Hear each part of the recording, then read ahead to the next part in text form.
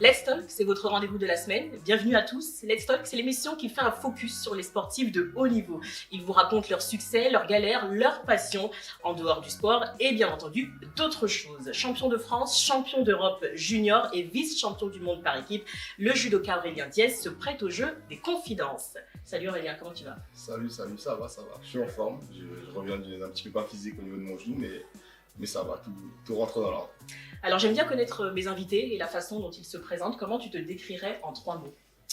Je choisirais bagarreur, acharné et joyeux, souriant. Alors me dis pas que tu as fait du judo parce que tu étais un enfant terrible, que tu étais bagarreur justement. Non, ça va. À l'école, j'avais beaucoup d'énergie, j'étais un peu hyperactif, mais j'étais plus souvent en train de jouer au foot qu'en train de me battre dans la cour de récré, donc ça va. Et pourtant, tu as fait du judo. Qu'est-ce qui s'est passé?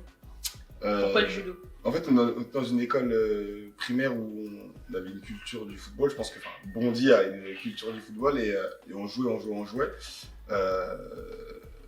Finalement, en fait, il y avait l'entraîneur. Au niveau du club de foot, on m'avait appelé pour que je fasse des détections. Et j'ai oublié la date au niveau des détections. Donc, finalement, mon père m'a redirigé vers le judo parce qu'il aimait bien les valeurs et je pense qu'au fond, il aimait bien aussi cet aspect de combat. Est-ce que des fois tu y penses, tu dis, et si j'avais pas loupé cette date? Non, je pense pas parce que, un peu comme dans mon judo, moi je jouais souvent plutôt derrière en défense et j'aimais le contact.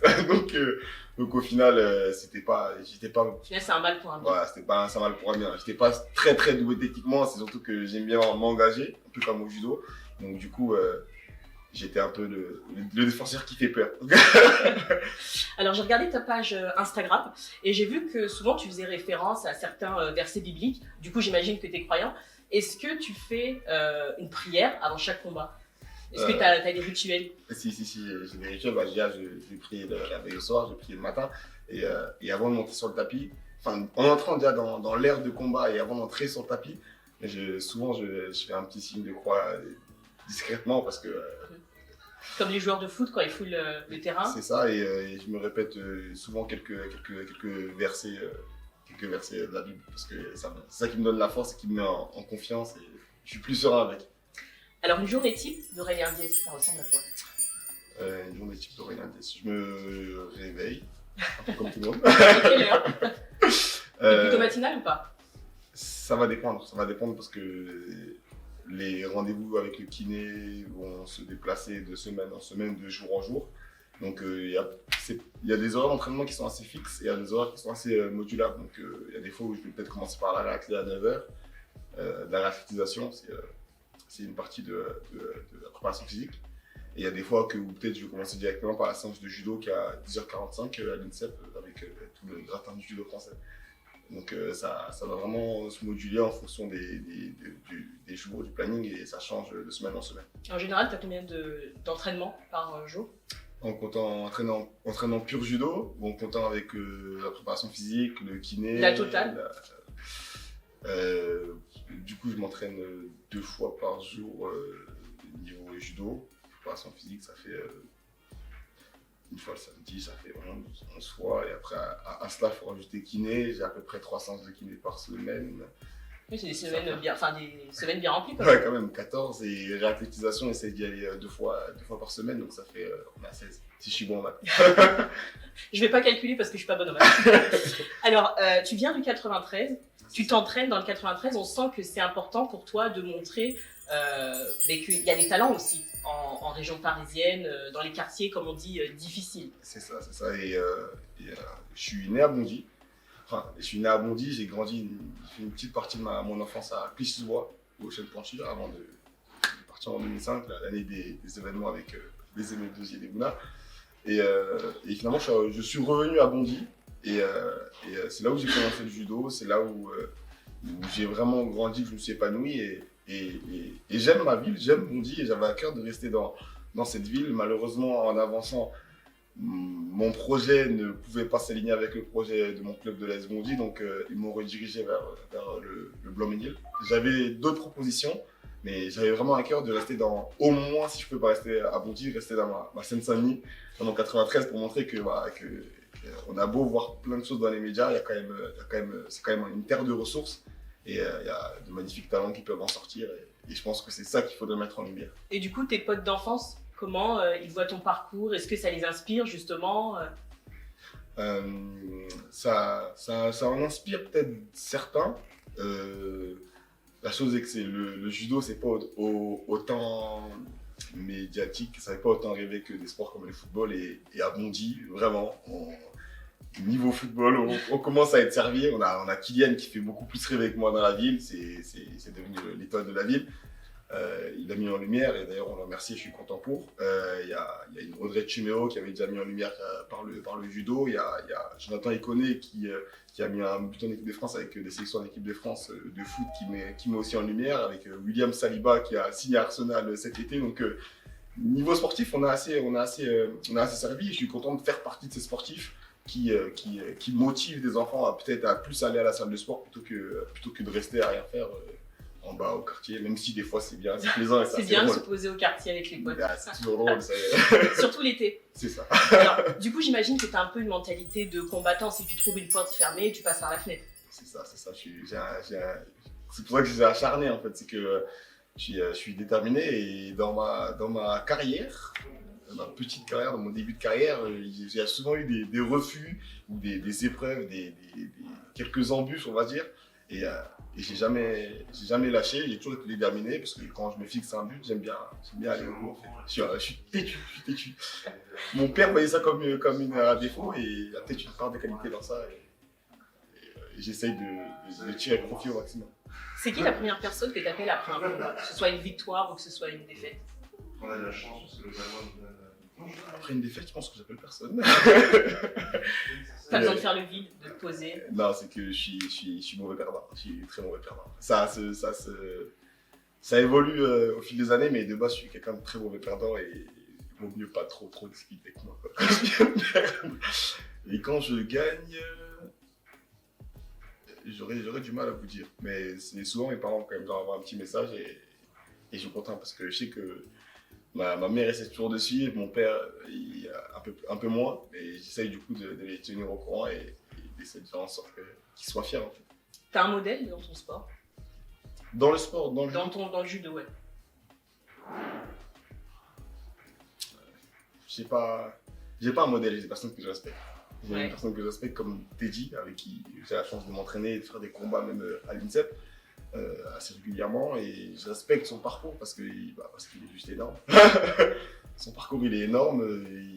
Il a fait presque 10 ans là sans perdre un seul combat. Malheureusement, là, il vient d'arrêter sa série de victoires, mais c'est quelqu'un qui... Ça va, on peut lui pardonner. On lui pardonne parce que c'est... Étant dans le judo, je peux comprendre et réaliser à quel point c'est dur d'être invaincu aussi longtemps. J'ai jamais été. J'ai même jamais été invaincu 10 mois et 10 ans, c'est énorme. C'est juste fou. Et le plus dur, c'est peut-être aussi de se remettre en question à chaque fois. Parce que quand tu es tellement au-dessus, des fois, tu as la motivation qui baisse et tu as l'impression de te dire que rien ne peut t'arriver. Et le plus dur, c'est d'essayer de se remettre en question, de retourner au l'entraînement et de toujours se continuer à charbonner alors que tout te sourit quoi qu'il arrive.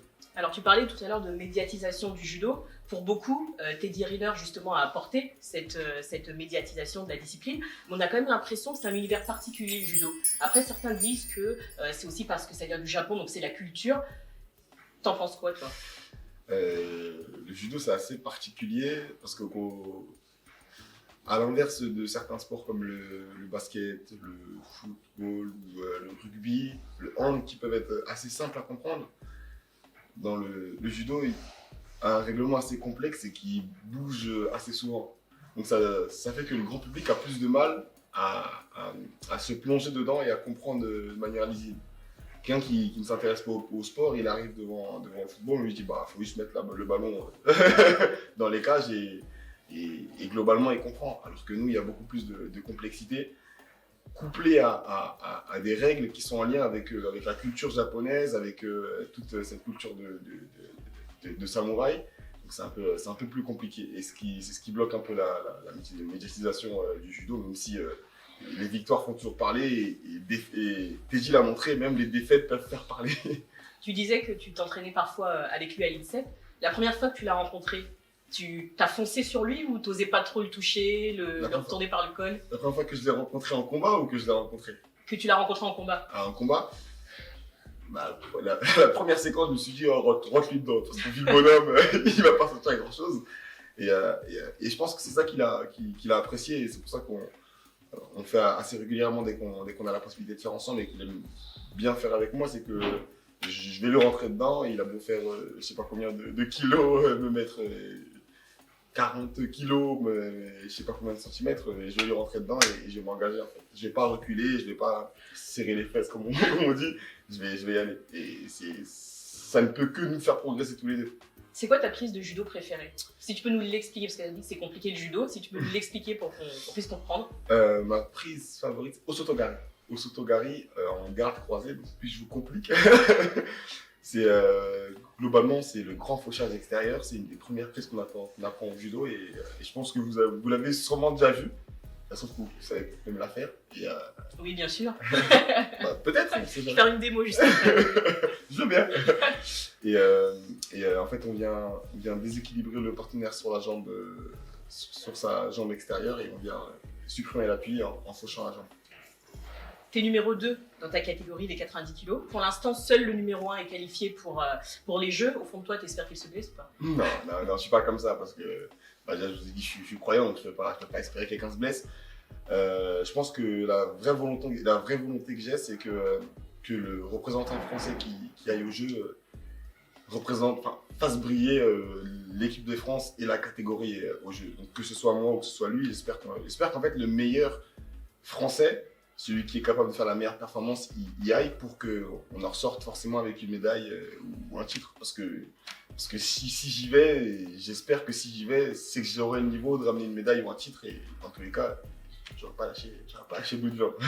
Et tu vas pas lâcher de maintenant parce que tu vises Paris 2024 aussi. Du coup, tu es en mode préparation activée? Non, je pense que... Pour raconter un peu mon histoire, quand je me presse un peu trop, quand je vois un objectif, j'ai tendance à en mettre, en remettre et en remettre et en remettre. Et c'est un peu mon côté travailleur et des fois je dépasse un peu les limites et mon corps me lâche parce que le corps c'est pas une machine, il a des limites et du coup ce qui m'a valu beaucoup de blessures déjà à mon jeune âge et donc du coup j'essaie juste de progresser en fait.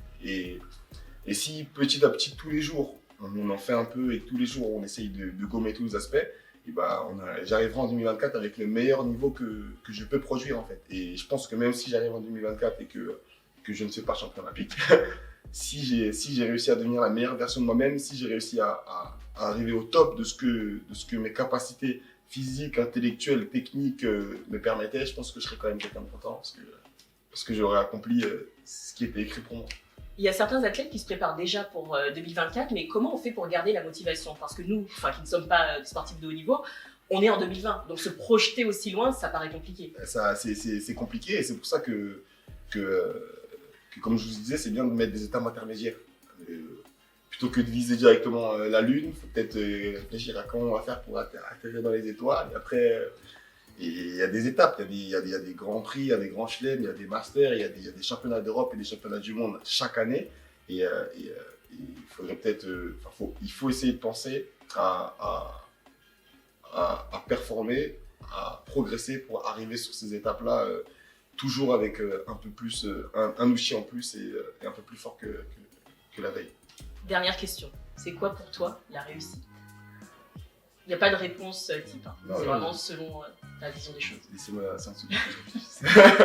On coupera au montage.